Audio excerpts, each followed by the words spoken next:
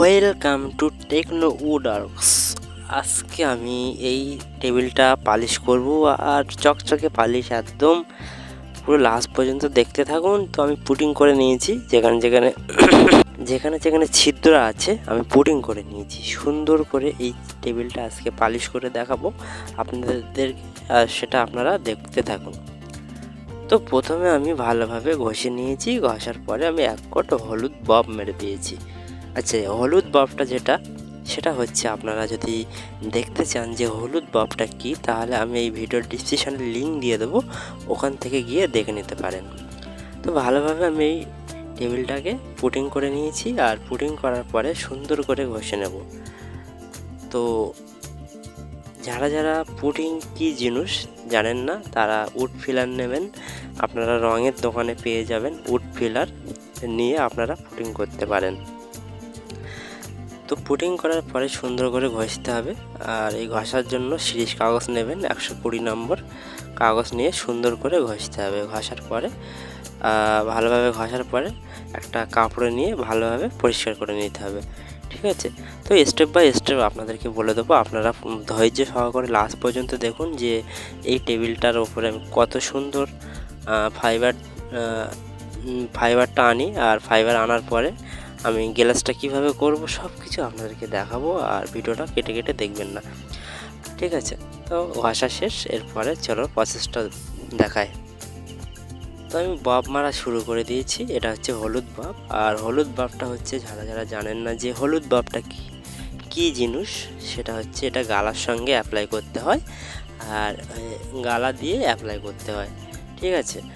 আর কথা হচ্ছে, আপনারা যদি জানতে চান যে এই জিনিসটা কি, তাহলে আমি ভিডিওর ডিসক্রিপশানে লিঙ্ক দিয়ে দেবো, ডিসক্রিপশানে যাবেন, গিয়ে কমেন্ট করবেন।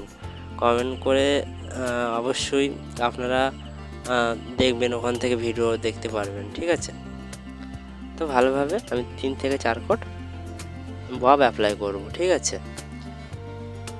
তো ভিডিওটা একটু বড় হয়ে গেছে, সব কিছু দেখানো আপনাদের বোঝাতে গেলে একটু বড় হওয়া দরকার, না হলে আপনারা বুঝতে পারবেন না, ঠিক আছে? তো দেখুন, ভালোভাবে এইভাবে আপনাদেরকে ববটা 2 থেকে 4 কোট অ্যাপ্লাই করে নেবেন। এটা হচ্ছে হলুদ বব। তারপরে যে প্রসেসটা সেটা আপনাদেরকে চলো বলে দেয়। এবারে আমার এই 4 থেকে 5 কোট বব মেরেছি আমি। বব মারার পরে আমি সুন্দর করে আবার এই কাগজটা দিয়ে সুন্দর করে ঘষে নেব। তো এই যে ঘষাটা কিন্তু সুন্দর করে ঘষতে হবে, হালকা হালকাভাবে ঘষতে হবে, বেশি চেপে নয়, হালকা হালকা করে ঘষে নিতে হবে, ঠিক আছে? ঘষার পরে ফাইবারটা তুলতে হবে, আর ফাইবারটা তোলার কিভাবে তুলবেন সেটা আপনাদেরকে দেখাবো, আর সেটা মনোযোগ সহকারে দেখবেন, তাহলে বুঝতে পারবেন কিভাবে আমি ফাইবারটা তুলছি, আর ফাইবার কী জিনিস সেটা আপনাদেরকে দেখাবো এরপরের প্রসেসে। তো ঘষে নেওয়ার পরে সুন্দর করে ঘষে নিচ্ছি। ঘষে নেওয়ার পরে আমি মোটামুটি এবারে কি করব, চলো সেটা আপনাদেরকে মোটামুটি দেখাই।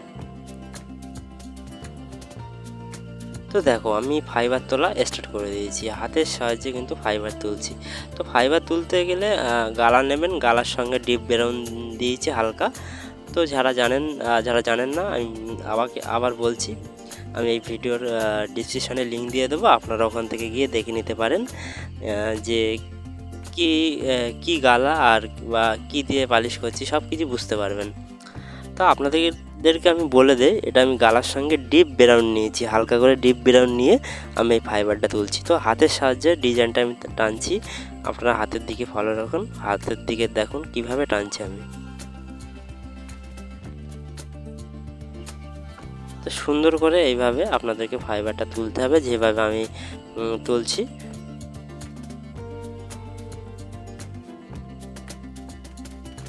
দেখুন কীভাবে তুলছি, শুধু আপনারা মনোযোগ সহকারে দেখুন। তো ফাইবার তোলা হয়ে গেলে এরপরের যে ধাপটা সেটা আপনাদেরকে দেখাই, চলো। এবারে নিয়েছি আমি একটা চটের বস্তা। আপনাদেরকে বাড়িতে যদি কোনো বস্তা থাকেন, ওই বস্তাটা কেটে নেবেন। নেওয়ার পরে গালার সঙ্গে আপনারা একটু রাজারানি, যে একটা রং থাকে, রাজারানি বলো বা লাইট পিওর বলে, কেউ বলে হচ্ছে মেহগনি। এই যে একটা প্যাকেট, ছোট প্যাকেট, মাত্র 5 টাকা দাম। এই প্যাকেটটা নিয়ে আপনারা এই যে কালারটা চলে এসছে এইভাবে টানতে পারেন সুন্দর করে।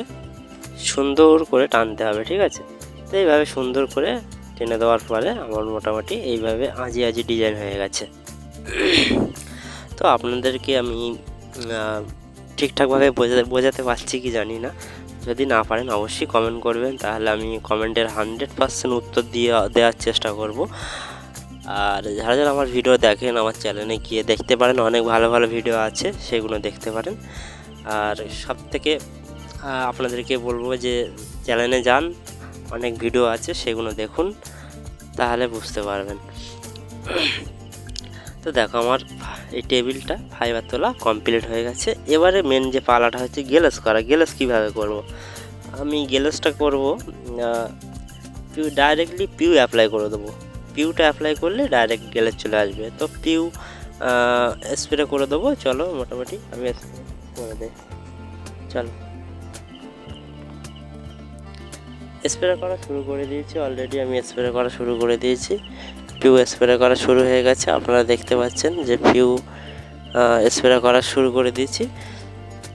এইভাবে সুন্দর করে পিউটা আমি স্প্রে করব, আর স্প্রে করার পরে আমার মোটামুটি কাজ কমপ্লিট হয়ে যাবে, ঠিক আছে।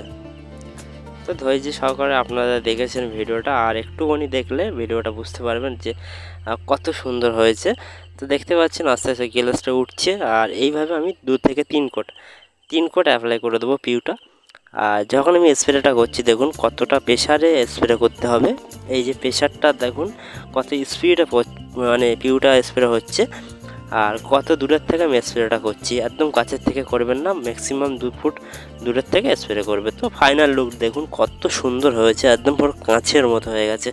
তো দেখুন এই ছিল আমার ভিডিও, আর আপনারাই কমেন্ট করে বলুন কত সুন্দর হয়েছে। তাহলে আপনাদের জন্য এরকম ভিডিও আমি নিয়ে আসার জন্য আরও উৎসাহ পাবো যদি আপনারা কমেন্ট করেন। তো ভিডিওটা যদি ভালো হয় কমেন্ট করবেন, আর আপনারা কোথা থেকে ভিডিওটা দেখেন আমার ভিডিওটা অবশ্যই কমেন্ট করবেন। তাহলে আমি যদি উৎসাহ পাই তাহলে আপনাদের জন্য আমি ভিডিও আরও অনেক নিয়ে আসবো, ঠিক আছে। তো ভিডিওটা অবশ্যই কমেন্ট করবেন। আর কেমন হয়েছে দেখুন, পুরো কাঁচের মতো পালিশ হয়ে গেছে, পুরো কাঁচের মতো পালিশ হয়ে গেছে। তো ভিডিওটা দেখার জন্য আপনাদেরকে অনেক অনেক থ্যাংক ইউ।